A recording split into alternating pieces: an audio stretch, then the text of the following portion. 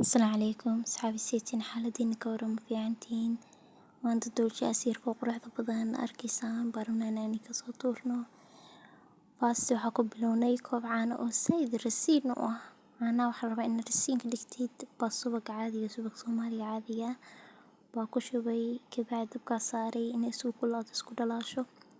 وكاسعو كسميسيها أفرق نحبو أكون كوب يبر سنكر بوركا oo koob isna ah koobka bakeeriga ama koobka caadiga galaaska wakaas ukunti baa isku qasnay markii ugu horeysa faastiga ka bacdi waxaan ku darnay caanihii iyo subagii aan soo kululeynay oo diirimaad ka soo dhignay waa ku wada gadiyay and then sokorti baa ku daray burkii waa shaqshaqay burkaaga waa inaa shaqshaqdid markaad dooshaa sameynaysid wuu ku fiicnaanayaa soo markaa shaqshaqnay oo isku wada darnay waa walaaqnay أنا waxaan jeclahay markaa qaso saliid inaan gadaal kaga daro ana weelkiiba saliid iyo bur yar soo marsaday ka bacdi waa ku shubay doolshihii markaas waa ku wareejiyay wasgargaarsiiyay and then oven kan geliyay